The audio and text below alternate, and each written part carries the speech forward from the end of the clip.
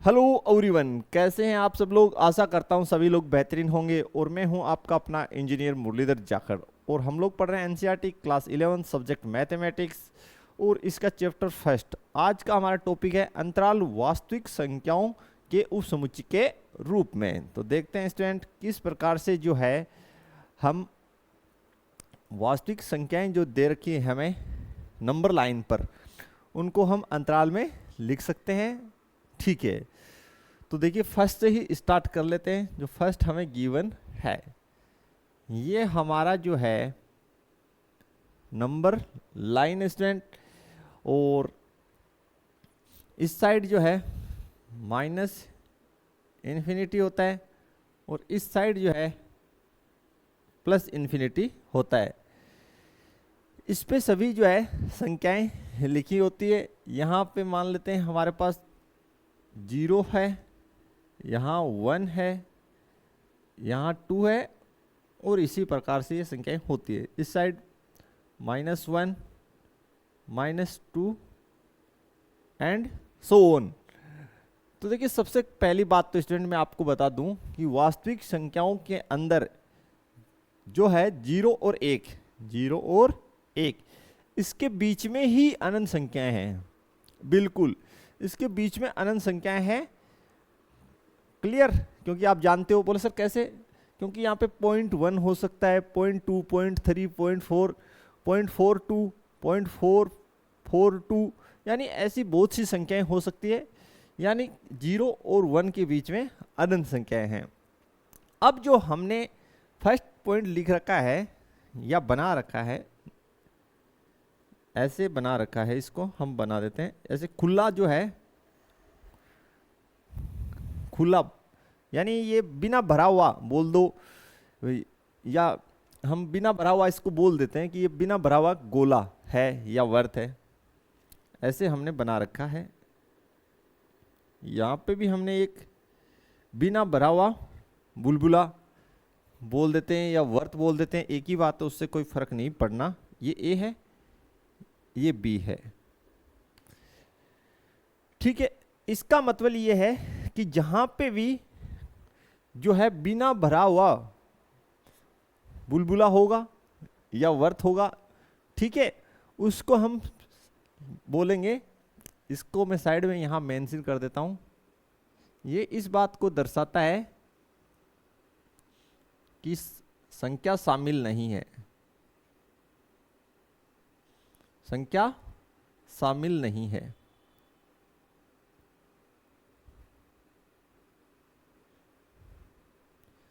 शामिल नहीं, ये इस बात को दर्शाएगा कि जो संख्या है वो शामिल नहीं है।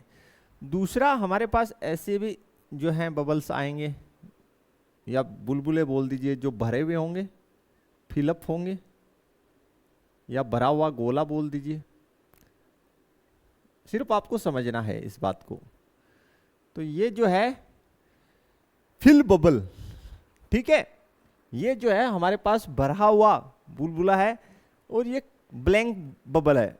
तो ये जो फिल बबल है ये दर्शाएगा कि संख्या शामिल है,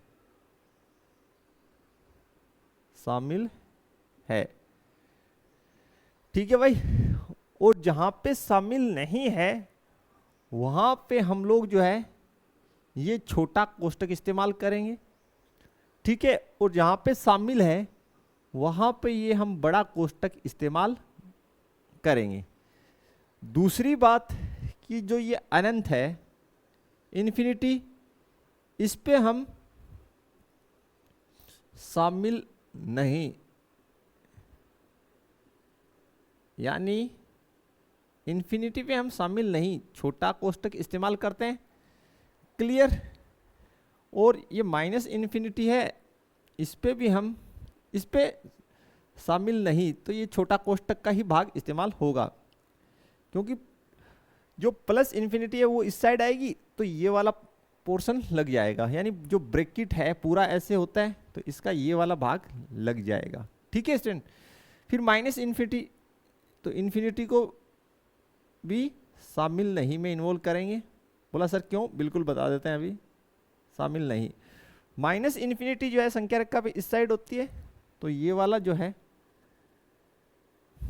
कोष्टक आप इस्तेमाल करें स्टूडेंट, इस साइड वाला, ठीक है। और दोबारा से रिपीट करते हैं कि भाई ये जो हमारी एक संख्या रेखा है, इस पे संख्याएं जो हैं सारी लिखी हुई है, तो इस साइड माइनस इन्फिनिटी होता है, इस साइड प्लस इन्फिनिटी होता है। अब किन्हीं भी दो संख्याओं के बीच में अनंत बिंदु है, आप अनंत बिंदु बोल सकते हैं या अनंत संख्याएं बोल सकते हैं, होती हैं। ये जो है यहाँ पे कोई संख्या a है और यहाँ पे कोई संख्या b है, ठीक है स्टूडेंट, क्लियर। ये अपनी एक संख्या a है और ये b। संख्या रेखा पे ये जो खाली बबल है एकदम, इसका मतलब ये है कि ये a और b के बीच की संख्याएं हैं, a व b के बीच की संख्याएं हैं, लेकिन a व b शामिल स्वयं नहीं है इसमें। तो इसको किस प्रकार से अंतराल रूप में लिखेंगे, देखिए इसको अंतराल रूप में लिखेंगे, इसको आप अंतराल रूप में लिखेंगे a, b, ठीक है स्टूडेंट। यहां लिख देता हूं मैं, कट रहा है थोड़ा, कोई ना, यहां हम मेंशन कर देते हैं, इस प्रकार इसको लिखेंगे, क्लियर। इसका मतलब यह है कि a व b के बीच की संख्याएं शामिल है, लेकिन a व b शामिल नहीं है, ठीक है। इंग्लिश में इसको आप ओपन इंटरवल बोल सकते हैं, खुला अंतराल, ठीक है। खुला अंतराल या ओपन इंटरवल, आपकी बुक में इसको विवर्त अंतराल बोला गया है, ठीक है। एनसीईआरटी में लिखा है विवर्त अंतराल, और आप इसको खुला अंतराल भी बोल सकते हैं, ओपन इंटरवल भी बोल सकते हैं। दूसरी जो कंडीशन है वो स्टूडेंट हम लोग ले लेते हैं, यहां हम बना देते हैं जो आपकी बुक में आपको गिवन है कि भाई ये कंडीशन जो है वो है, ठीक है। यहां पे एक भरा हुआ गोला आपके पास है, और ठीक इसको हम भर देते हैं ऐसे, ये आपकी संख्या a है, ये b है, क्लियर हो गया होगा। अब ये जो भरा हुआ जो गोला है स्टूडेंट, ये दिखा रहा है कि भाई संख्या शामिल है, तो इसको अंतराल रूप में लिखेंगे तो हम लोग जो है बड़ा कोष्टक इस्तेमाल करेंगे स्टूडेंट, बिल्कुल बड़ा कोष्टक इस्तेमाल करेंगे। इसका मतलब a व b के बीच की संख्याएं शामिल हैं तथा a व b दोनों खुद भी अंतराल में शामिल हैं। a व b जो दोनों हैं वे स्वयं भी जो है अंतराल में शामिल हैं और उनके बीच की संख्याएं भी शामिल है। जैसे यहाँ पे देखिए, यहाँ पे मैं इसको कर देता हूँ, इसके नीचे एक लाइन और बना देता हूँ कि भाई यहाँ पे सिर्फ जो है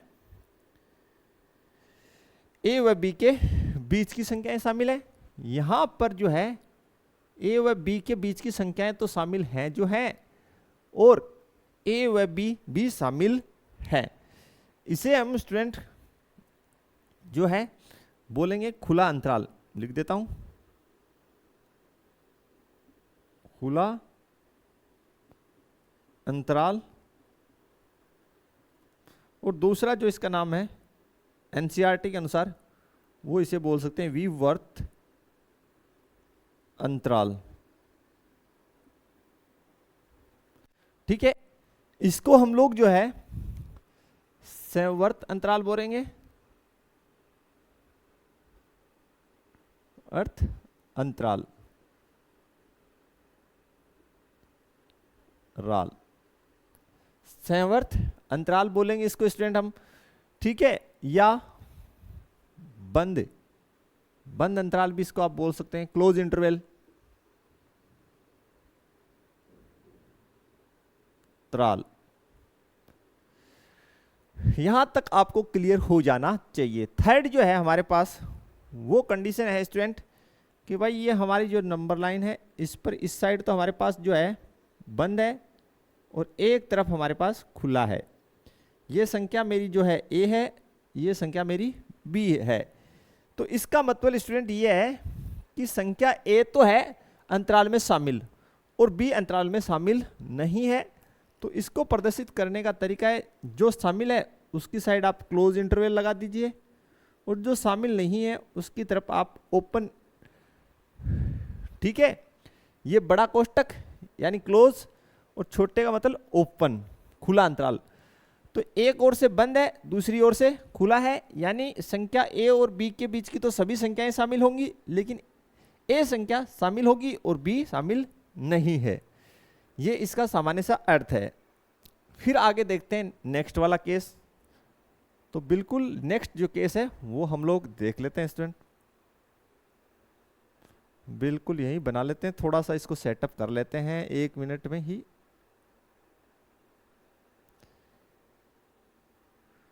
तो काफी इजी सा ही टॉपिक है ये, इसमें कोई ज्यादा कुछ है नहीं। देखिए अब तो नेक्स्ट जो है अपना, इस साइड में ओपन बना देता हूं यानी खुला, और इस साइड में बना देता हूं बंद अंतराल। तो ये मैंने बना दिया बंद। तो ये मेरा ए है स्टूडेंट, ये मेरा बी है। अब इसको लिखेंगे कैसे वो मैं यहां मेंशन कर देता हूं कि भाई इस साइड तो जो ए तो है शामिल नहीं है, तो मैं छोटा कोष्टक लगा दूंगा, और बी शामिल है इसका मतलब मैं बड़ा कोष्टक लगा दूंगा। इस प्रकार से इसको लिखा जाता है। तो स्टूडेंट ये हमारे पास जो है वास्तविक संख्याओं को जो है उपसमुच्चय के रूप में, अंतराल रूप में लिखना था। ये टॉपिक था बिल्कुल इजी सा, अंतराल वास्तविक संख्याओं के उपसमुच्चय के रूप में।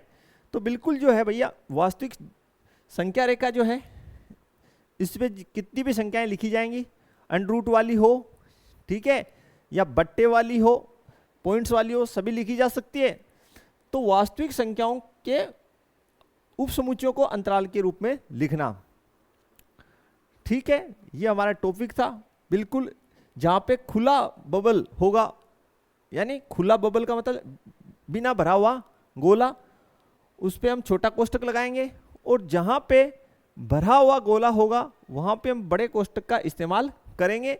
दूसरी बात, माइनस इन्फिनिटी हो या प्लस इन्फिनिटी, इस पे हम सदैव छोटा कोष्टक लगाएंगे, क्योंकि अनंत जो है उसकी ओर हम अग्रसर हो सकते हैं, अनंत पे पहुंच नहीं सकते, यानी अनंत को हम लोग जो है फॉलो कर सकते हैं, यानी उसकी ओर अग्रसर हो सकते हैं, अनंत की ओर हम जा सकते हैं, लेकिन ये नहीं कि मैं अनंत पे खड़ा हूं, उस पे पहुंचा नहीं जा सकता, ठीक है, ऐसा मान के आप चलिए।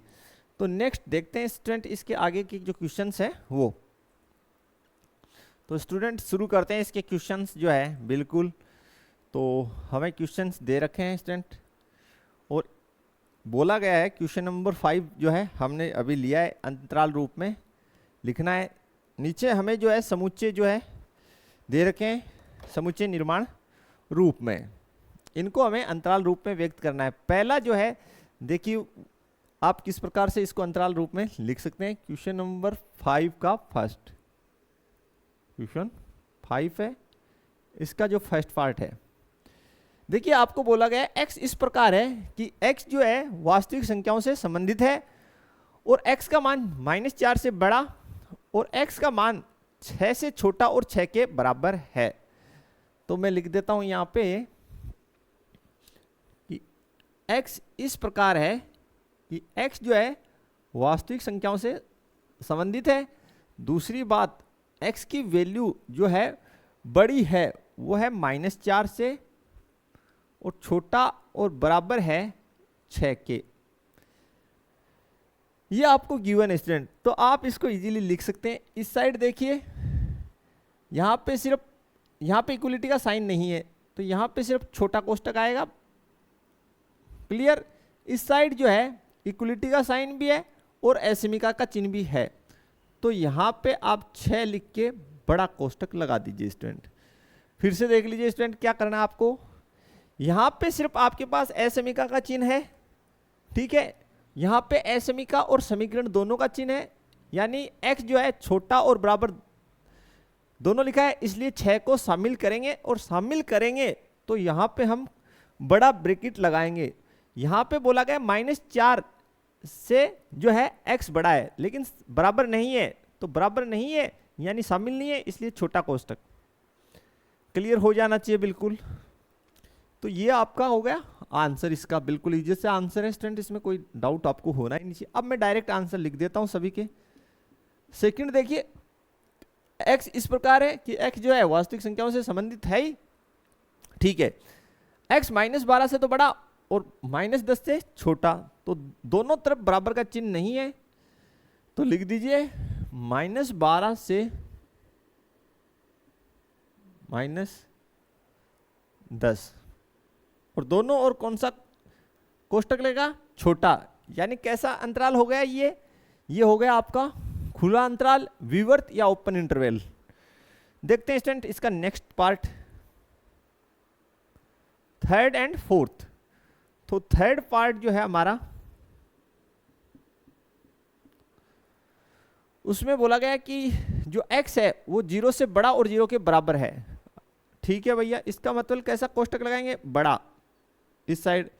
दूसरे साइड बोला गया है कि x जो है 7 से छोटा है, तो यहां 7 लगा दीजिए और छोटा कोष्टक लगा दीजिए, क्योंकि इक्वलिटी का साइन नहीं है, इक्वलिटी का साइन नहीं है स्टूडेंट।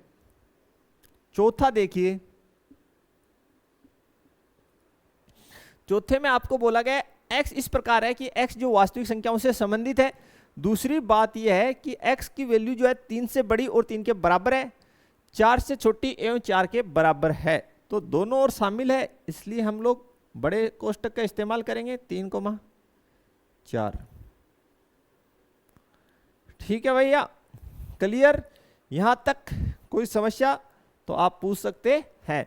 तो इतना सा ध्यान रखें कि जहां पे इक्वलिटी और एसएमई का दोनों है वहां पे आप बड़े कोष्टक का इस्तेमाल करें, और जहां पे सिर्फ और सिर्फ एसएमई का है लेस देन या ग्रेटर देन, वहां पे आप छोटे कोष्टक का इस्तेमाल करें, यानी शामिल नहीं का। दूसरी बात, हमें अनंत पर चाहे वो माइनस अनंत हो या प्लस अनंत, हमेशा छोटे कोष्टक का इस्तेमाल करना है स्टूडेंट। आगे देखिए, निम्नलिखित अंतरालों को समुच्चय निर्माण रूप में लिखना है, तो बिल्कुल आसानी के साथ हम लोग इनको शुरू करते हैं। और यहाँ पे मैं क्वेश्चन नंबर 6 जो है यहीं से स्टार्ट कर देता हूँ और इसका फर्स्ट पार्ट लिखता हूँ।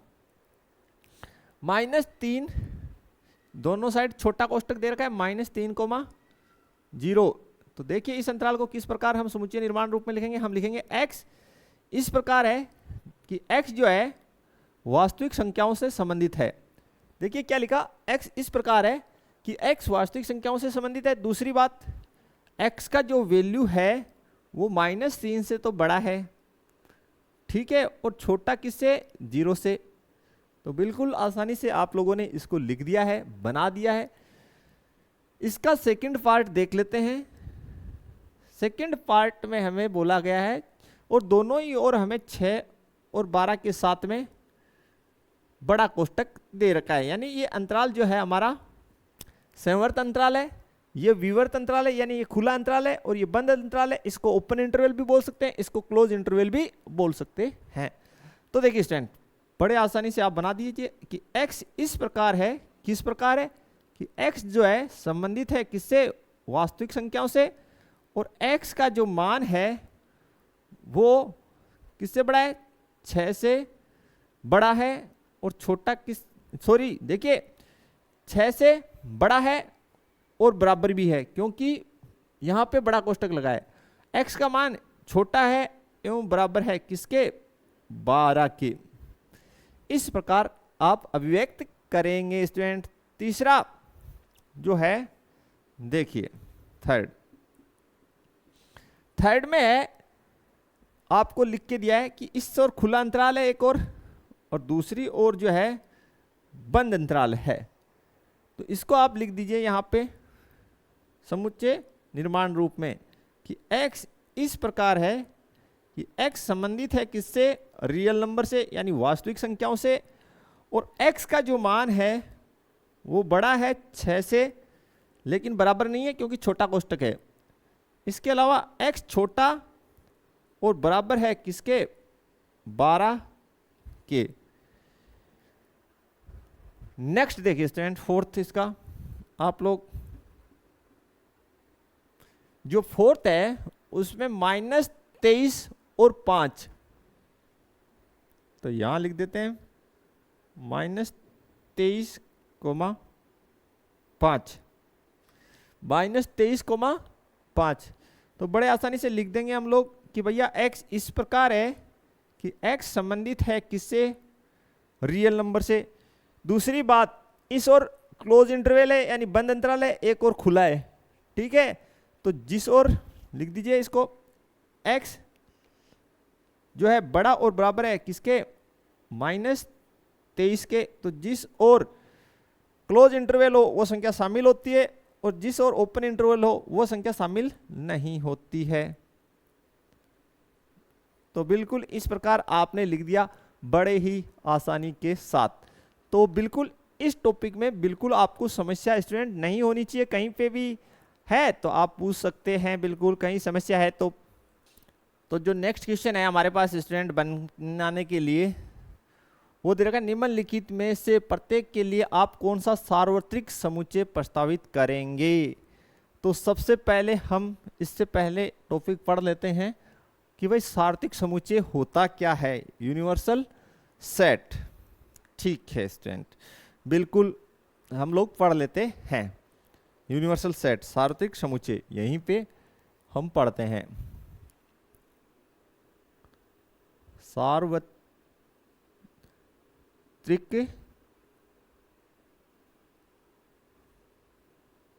समुच्चय,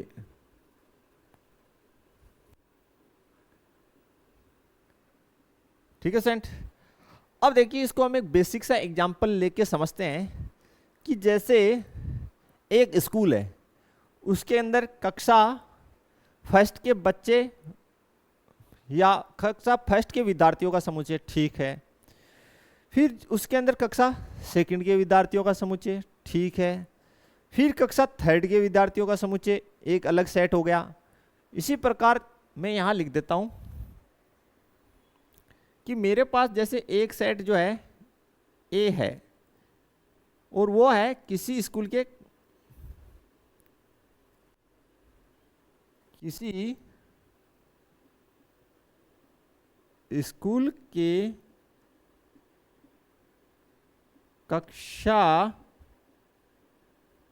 फर्स्ट के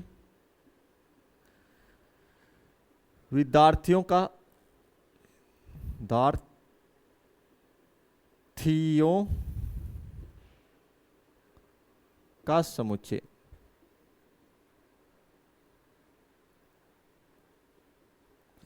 यानी मैंने सेट जो ए लिया है वो किसी स्कूल के कक्षा फर्स्ट के विद्यार्थियों का समुच्चय है।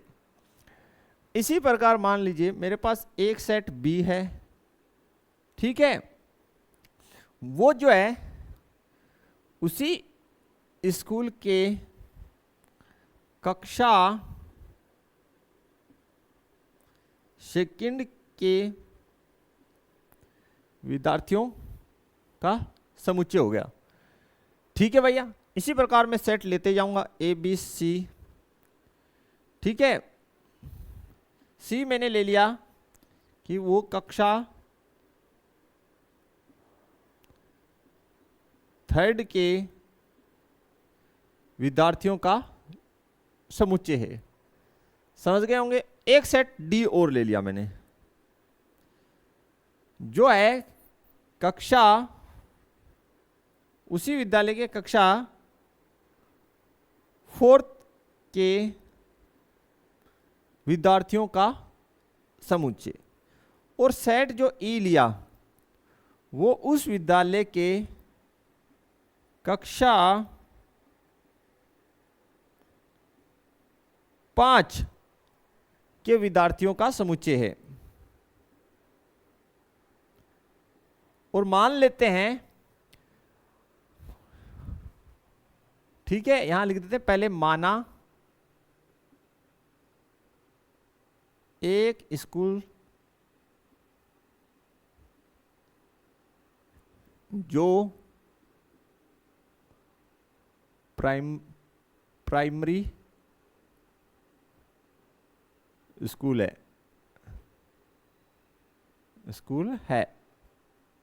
कैसा स्कूल है? प्राइमरी है, यानी कक्षा 5 तक का है।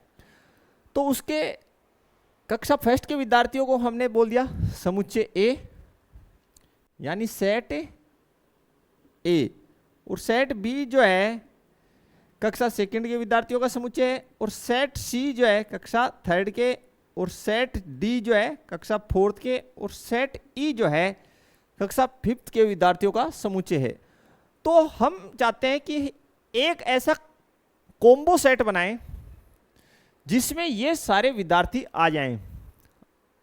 हाँ है ना, यानी एक सामान्य बात सामने हम ऐसे बोलें कि भाई मेरे पास एक ऐसा बैग हो जिसमें ये सभी हों, तो बोले आप कह सकते हैं कि सर आप एक यूनिवर्सल सेट बना लीजिए, मान लेते हैं टी, मैंने माना एक सेट मेरे पास है टी और मैं लिख दूं टी विद, और उसको मैं बोल दूं विद्यालय या स्कूल, विद्यालय या स्कूल, एक ही बात है, क्योंकि हमने यहां स्कूल शब्द इस्तेमाल किया है इसलिए मैंने स्कूल भी लिख दिया।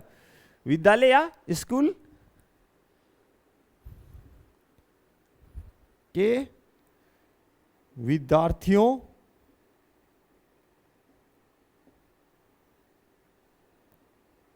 का संग्रह का समुच्चय।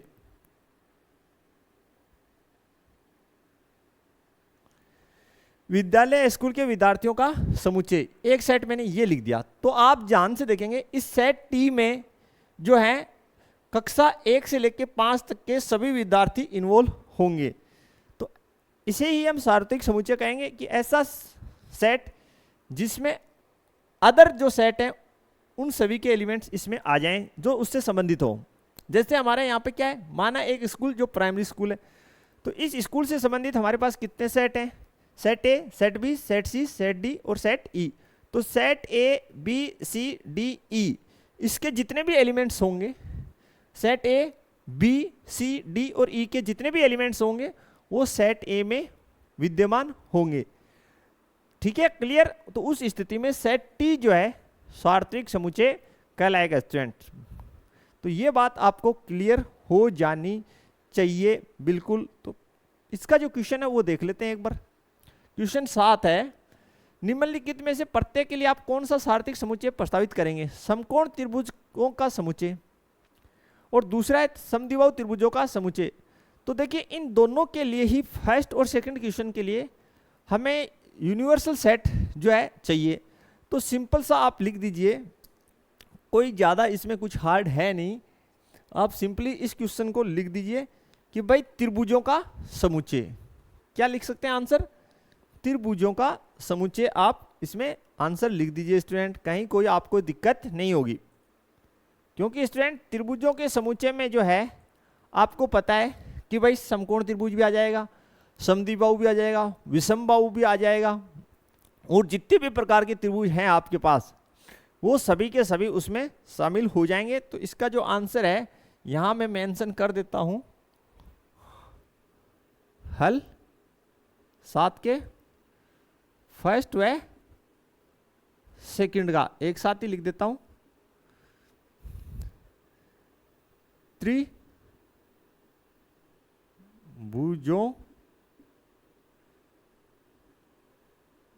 का समुच्चय, किनका समुच्चय? त्रिभुजों का समुच्चय। तो बिल्कुल स्टूडेंट त्रिभुजों के समुच्चय में समकोण त्रिभुज भी आ जाएगा और समद्विबाहु भी आ जाएगा, ठीक है, और समबाहु भी आ जाएगा, विषमबाहु भी आ जाएगा। तो सभी इसमें इन्वॉल्व हो जाएंगे, कहीं पे भी आपको कोई दिक्कत नहीं होनी चाहिए स्टूडेंट। ठीक है स्टूडेंट, तो बढ़ते हैं आगे नेक्स्ट क्वेश्चनों की तरफ। तो स्टूडेंट नेक्स्ट क्वेश्चन जो है हमारे पास सोल्व करने के लिए है क्वेश्चन नंबर 8। समुच्चय जो ए है वो हमें दे रखा है, बी दे रखा है, सी दे रखा है। इन तीनों समुच्चयों ए बी और सी के लिए हमें निम्न में से कौन सा सार्वत्रिक समुच्चय लिया जा सकता है? तो हमने अभी भी पढ़ा कि हमें जितने भी सेट दे रखे हों उनके जितने भी एलिमेंट्स हों वो जिस सेट में शामिल होंगे सारे के सारे वो सार्वत्रिक समुच्चय होगा। तो सबसे पहले मैं यहाँ लिख देता हूँ स्टूडेंट, पहला आपको सेट जो ए दे रखा है, हल लिख रहा हूँ मैं क्वेश्चन नंबर 8 का, और सेट ए जो आपके पास है वो पहले तो उसको देख लीजिए, वो है 1 3 और 5। ठीक है, दूसरी बात सेट बी जो है वो आपके पास स्टूडेंट 2 4 6,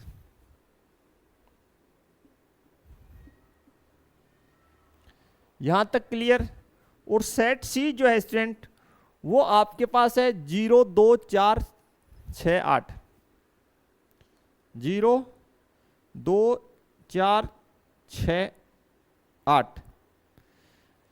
इन सभी को आप मैचिंग कर सकते हैं कि भाई सेट जो ए है वो 1 3 5 है बिल्कुल, बी 2 4 6, सी 0 2 4 6 8। ठीक है, अब आपको जो दे रखे हैं उनमें से कौन सा होगा, तो फर्स्ट आपको जो दे रखा है वो दे रखा है सबसे पहले कि ये आंसर होगा या नहीं होगा। तो फर्स्ट सेट लिख लीजिए आप, 0 1 2 3 4 5 6, 1 2 3 4 5 6, ये सार्वत्रिक समुच्चय होगा या नहीं होगा।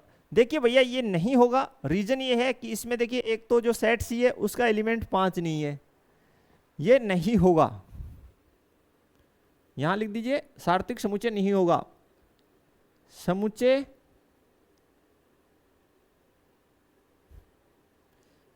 ए कोमा बी कोमा सी का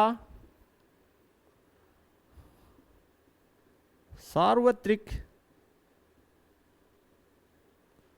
समुच्चय नहीं है। समुच्चय नहीं है, कारण लिख देता हूं। कारण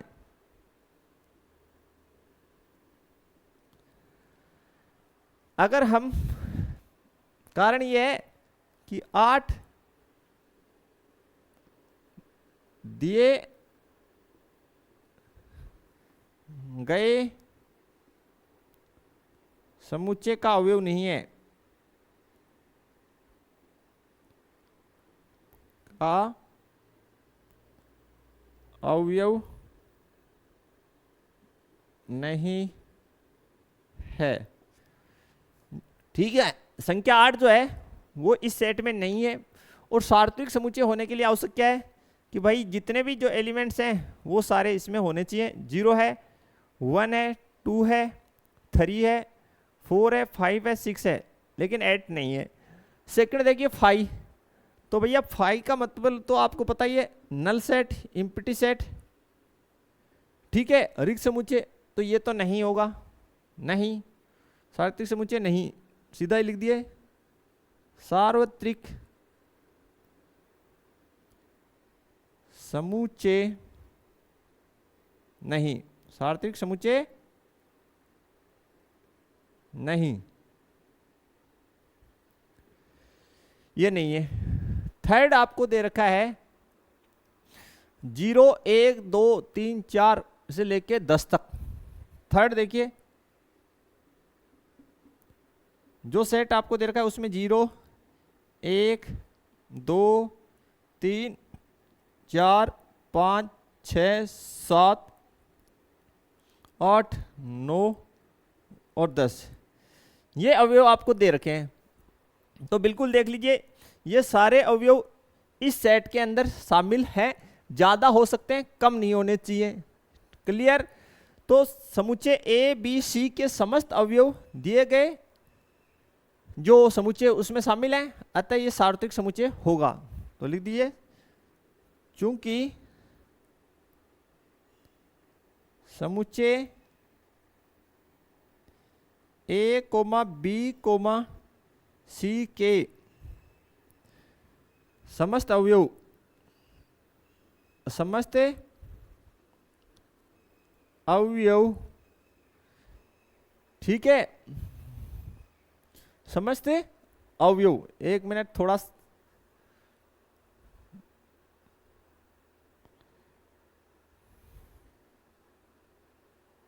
समस्त अवयव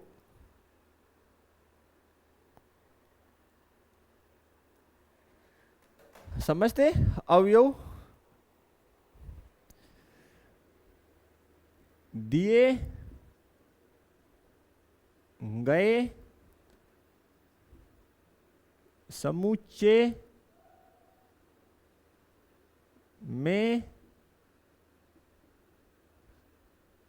शामिल है, दिए गए समुच्चय में शामिल हैं।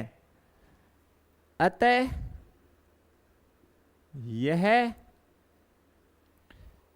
सार्वत्रिक समुच्चय है। सार्वत्रिक समुच्चय है। यहां तक आपको कोई डाउट नहीं होना चाहिए, क्लियर हो जाना चाहिए यहां तक आपको बिल्कुल। और जो लास्ट है वो देखिए 1 2 3 4 5 6 7 8, और चौथा मैं यहां लिख देता हूं। चौथा सेट जो आपको दे रखा है वो है 1 2 3 4 5 6 7 8। अब ये पूछा गया ये सार्वत्रिक समुच्चय है क्या? अरे भैया नहीं है। ये क्यों नहीं है? देखिए इसमें जीरो जो है यहाँ पे जीरो है और जीरो इसमें है नहीं, अतः ये सार्वत्रिक समुच्चय नहीं है। तो लिख दीजिए सार्वत्रिक समुच्चय नहीं है। ठीक है, समुच्चय नहीं है। ठीक है, कारण इसमें जीरो नहीं है। नहीं है भैया, इसमें जीरो नहीं है। कहाँ है जीरो? देखिए यहाँ जीरो है और इसमें जीरो इन्वॉल्व नहीं है, इसलिए सार्वत्रिक सेट नहीं है। तो सार्वत्रिक समुच्चय ऐसा समुच्चय होता है जिसके अंदर जो सेट हमें दे रखे हैं उनके सभी अवयव उसमें शामिल हो। जैसे कि हमारे पास यहाँ 3 नंबर का जो था, ये देखिए इसमें हमें सेट ए बी और सी के सभी अवयव इसमें शामिल हैं। ज़्यादा हैं, हमें क्या दिक्कत है? ज़्यादा हो सकते हैं सार्वत्रिक में। तो क्लियर, ये बात आपको अच्छे से मालूम होनी चाहिए। तो स्टूडेंट ये थे हमारे आज के क्वेश्चन बिल्कुल जो हमने अभी बनाए। तो आशा करते हैं वीडियो आपको अच्छी लगी होगी।